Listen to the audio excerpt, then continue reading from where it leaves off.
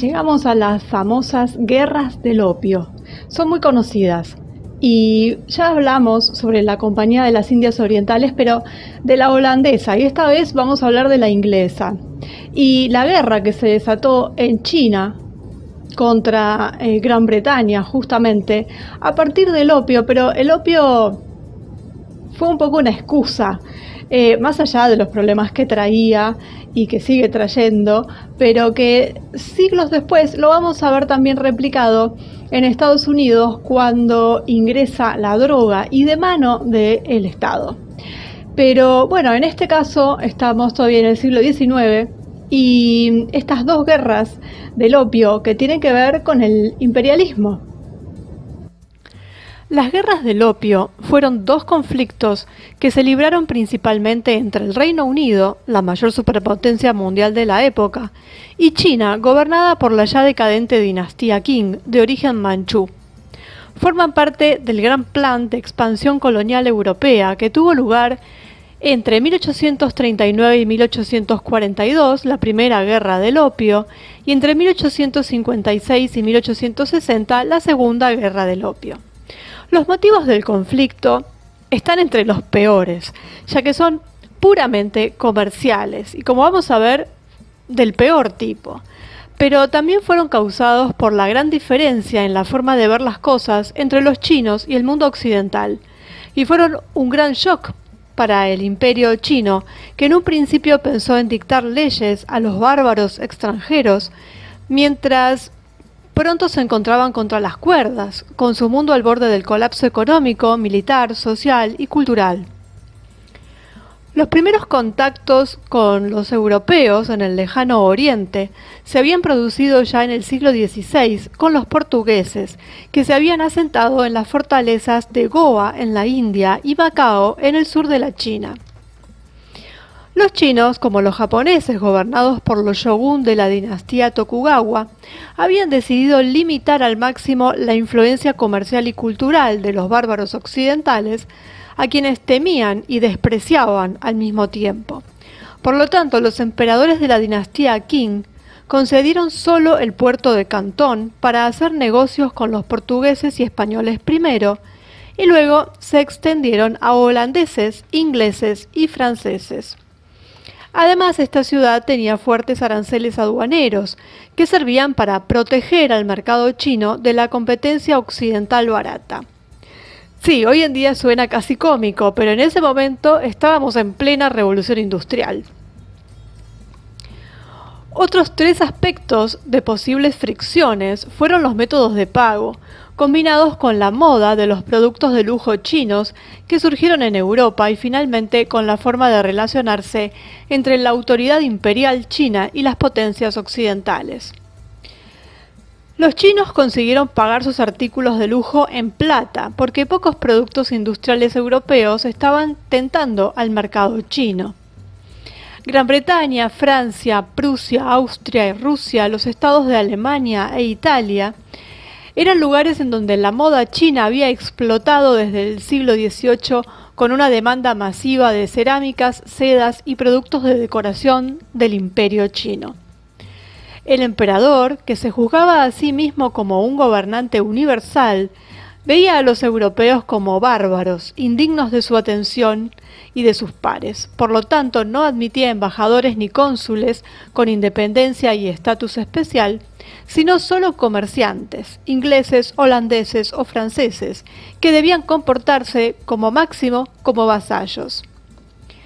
Este estado de cosas persistió hasta que las potencias europeas estuvieron ocupadas expandiéndose en otros frentes, matándose unos a otros en Europa, América y en la India.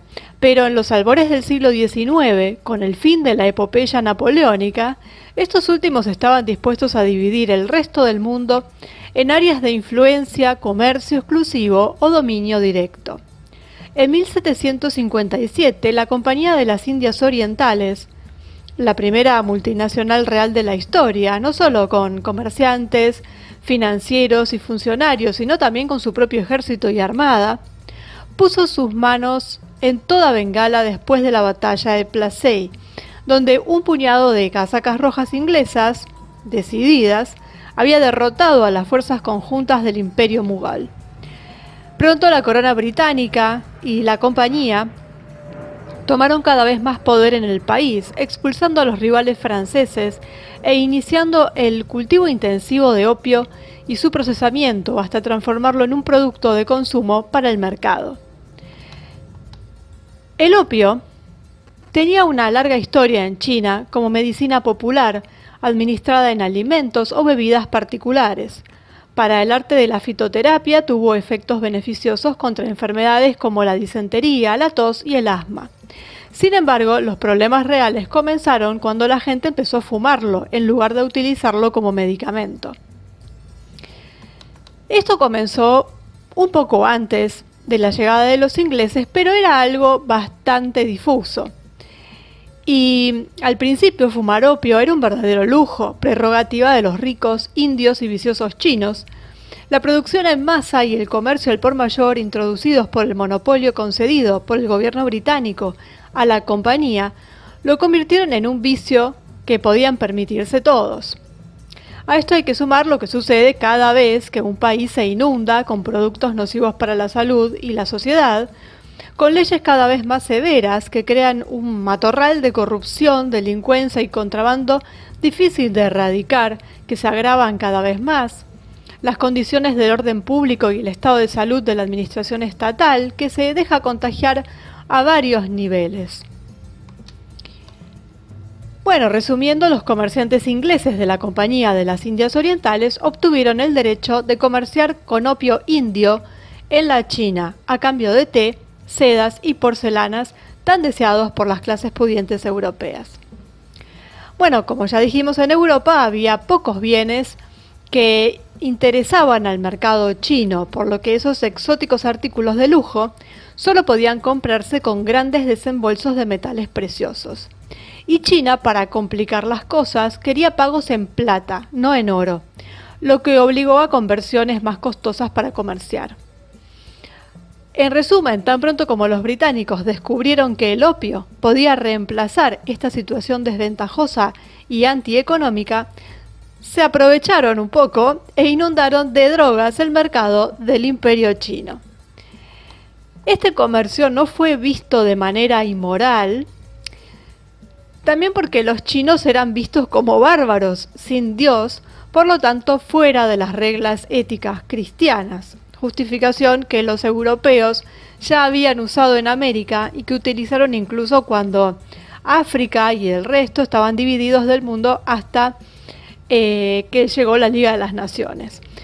Bueno, los comerciantes y sobre todo los financieros de la compañía simplemente afirmaron que era la mejor respuesta racional y funcional al problema del comercio con China.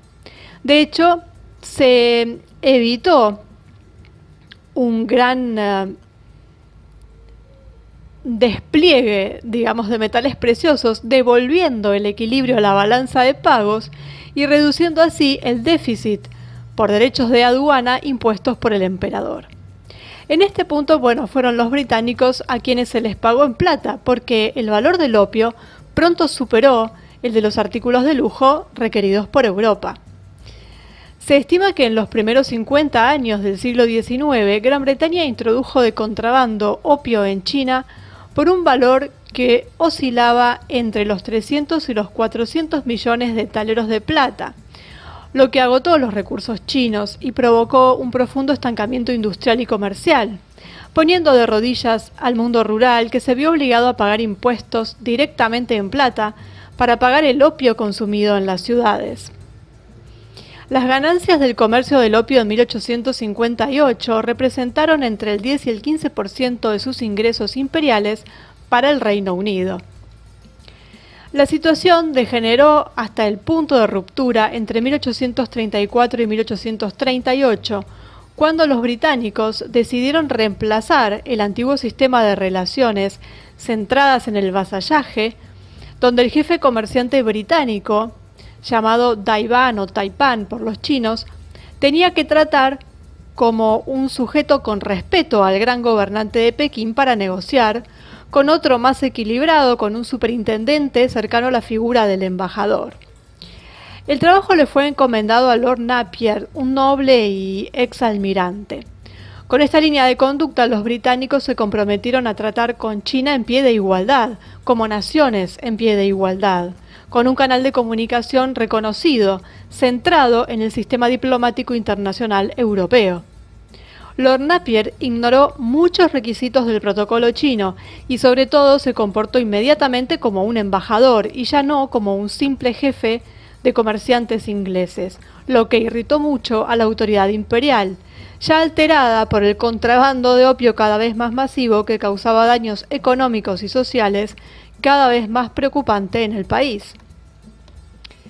Harto de la situación en sus provincias del sur, en 1838 el emperador Da Wang envió a Lin Zexu, un gobernador fuerte y capaz, que se había distinguido por luchar contra la expansión del opio en sus provincias de Hubei y Hunan.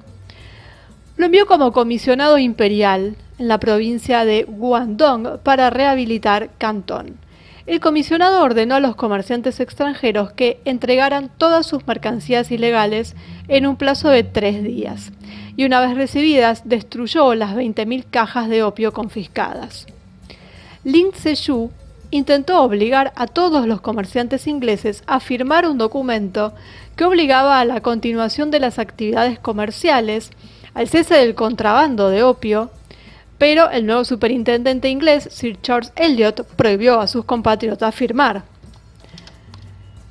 Esta fue la gota que colmó el vaso en Londres, donde la burguesía, la marina, la Compañía de las Indias Orientales y varios grupos de interés de contrabando de opio empujaron al gobierno a la guerra en 1840. Una flota de 40 barcos y algunos miles de soldados atacaron el fuerte de Chuanbi, la primera defensa marítima de Cantón. Bajo el mando de George Eliot, primo de Charles, la marina británica se dirigió al norte de China, apuntando a Beijing. Un fuerte de 15.000 hombres en 1840, la flota inglesa llegó frente a Amoy y ocupó el puerto de Dinghai, bloqueando los puertos en la desembocadura del río Yangtze y bombardeando la desembocadura del río Beige. La corte comenzó a sospechar que Lin Zexu había exagerado y que los británicos tenían alguna razón por la cual el emperador decidió negociar y restablecer las antiguas relaciones comerciales chino-inglesas. Pero los británicos estaban subiendo la apuesta después de su enfrentamiento, y ya que ahora se habían dado cuenta de que China era un tigre de papel, una base comercial en Hong Kong para evadir a las autoridades provinciales de Cantón y la abolición del sistema de relaciones basado en el sistema de impuestos de vasallaje, para obligar al gobierno imperial a aceptar la flota británica, ocuparon el fuerte de Chuanbi y amenazaron a Humen, cerca de Cantón. En este punto, el gobernador local firmó la Convención de Chuanbi con 4 puntos: la cesión de Hong Kong, la indemnización a los británicos con $6 millones, relaciones chino-inglesas en igualdad de condiciones, reapertura del puerto de Cantón, y los británicos, por su parte, iban a devolver los fuertes ocupados. Tan pronto como el emperador chino escuchó la noticia, se enfureció y destituyó al gobernador, no aprobó la convención y envió nuevas tropas a Cantón para el rescate. Al prever el movimiento, sin embargo, los británicos conquistaron todos los fuertes que defendían la ciudad y se fortificaron de manera excelente, derrotando a los chinos y asediando Cantón. Después de una serie de conversaciones entre los comandantes chinos y los británicos, el emperador mostró inequívocamente que quería arrojar a todos los bárbaros occidentales al mar y sacarlos de su país, pero no tenía la fuerza para seguir con su determinación. Los británicos, por el contrario, se habían preparado. Para los refuerzos de la India, ocuparon Amoy, retomaron Dinghai, conquistaron Shanghái y remontaron el río Yangtze, y llegaron a amenazar el corazón de la potencia imperial, que se rendía ante el ultimátum de un bombardeo en Nanking.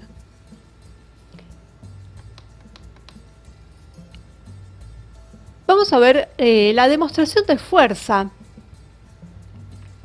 que es el primero de muchos tratados desiguales que a los que China tendría que someterse hasta el final de la Segunda Guerra Mundial. Estas son las cláusulas del Tratado de Nankín, o el llamado Tratado de Nankín, firmado el 29 de agosto de 1842. Y eran las siguientes: el pago de una indemnización de guerra equivalente a 21 millones de dólares, la transferencia perpetua de Hong Kong a la corona inglesa, la apertura de 5 puertos al comercio con Gran Bretaña, que eran Cantón, Fuzhou, Amoy, Ningbo y Shanghái, donde las familias inglesas con derechos extraterritoriales podían residir y en caso de delito ser juzgados por sus propios tribunales consulares y no por la ley china. También estaba el punto de la correspondencia oficial en igualdad de condiciones, es decir, relaciones diplomáticas según el modelo europeo, que destaca la debilidad de las pretensiones universales del Imperio chino. Aranceles aduaneros unitarios que permitían el comercio sin los aranceles anteriores. Una cláusula de nación favorecida que permitía a Gran Bretaña beneficiarse de cualquier otro derecho que China hubiera otorgado a otras potencias occidentales. Bueno, lo peor para China fue que el debilitamiento político y la flagrante ineficiencia militar estimularon la codicia de Francia y Estados Unidos, que en 1844 obligaron a China a reconocerles los mismos privilegios otorgados a Gran Bretaña al ingresar al teatro chino, digamos. Debido a este duro golpe al prestigio imperial, muchas figuras destacadas de la corte dijeron que el cielo y la tierra habían sido volcados, y a la dramática situación económica y social resultante de la penetración, valga la redundancia, penetración comercial europea entre 1850 y 1864, un terrible levantamiento campesino llamado Taiping, que casi provocó el colapso del imperio, con millones de muertos militares y civiles, fue la gota que rebalsó el vaso. En medio de la revuelta, británicos y franceses se aprovecharon de razones inútiles, por ejemplo, la captura de un barco chino registrado en Gran Bretaña que realizaba operaciones de contrabando de opio para Gran Bretaña, y el asesinato de un misionero, fueron utilizados para arrebatarles más concesiones al agonizante dominio Qing. Las fuerzas chinas, atrapadas en el doble control del ataque franco-británico y la revuelta de Taiping, no tuvieron escapatoria. En diciembre de 1857, los aliados tomaron Cantón y se dirigieron al norte para despejar el camino hacia Beijing. Después de un intento de paz que impuso condiciones muy duras al nuevo emperador Chiang Feng, China decidió seguir resistiendo. En 1859 hubo una resistencia victoriosa en los fuertes de Taku, que retrocedieron hacia una flotilla británica de 21 barcos y 2.000 hombres.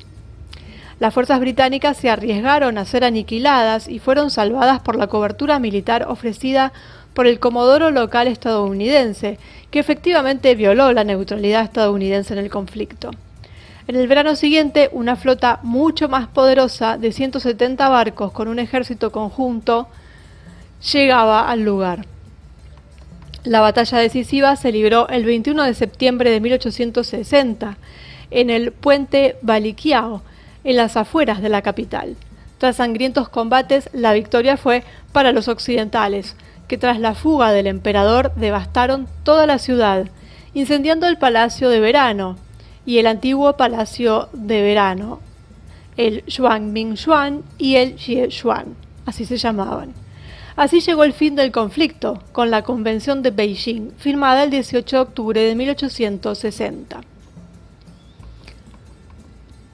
Los nuevos puntos que ponía este tratado eran que la isla de Stonecouter y la parte sur de la península de Kowloon fueron cedidas a los británicos. La parte del exterior de Manchuria y el control del río Ussuri fueron cedidos a los rusos, que habían apoyado el esfuerzo bélico franco-británico.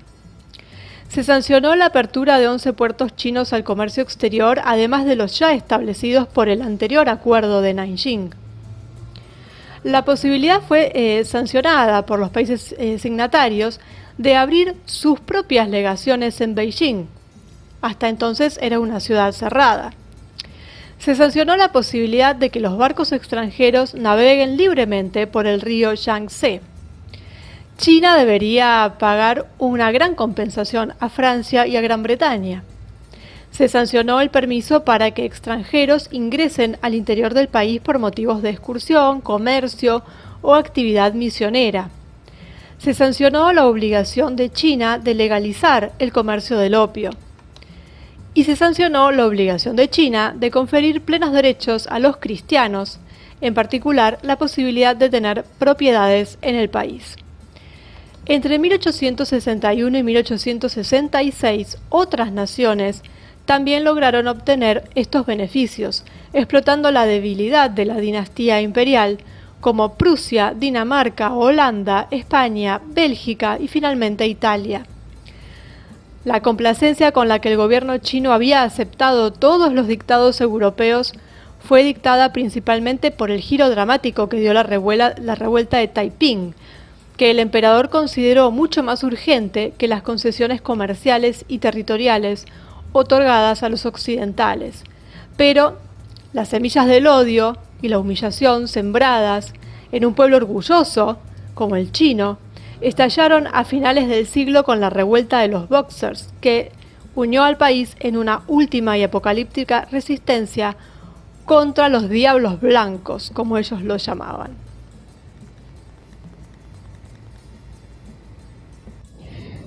Y China, de la que tanto se habla hoy en día y que es titular en los diarios, y que en ese momento estaba en decadencia, pero a partir de estas guerras nace la China moderna, no la que conocemos hoy con este partido que la está gobernando, sino, bueno, la China moderna fuera de las dinastías ancestrales.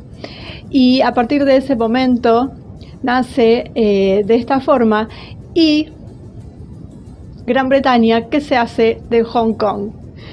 Y bueno, y ahí empieza a surgir el gran problema, si bien ya existía, pero ahora es un problema moderno. Y bueno, esas fueron las guerras del opio, que son muy famosas por su nombre, pero a veces no se saben muy bien las implicancias. Y bueno, vamos viendo Occidente contra Oriente y cómo va muriendo aquello que es antiguo, aquellas dinastías antiguas, para darle paso a los nuevos poderes y a las nuevas familias que tienen el poder.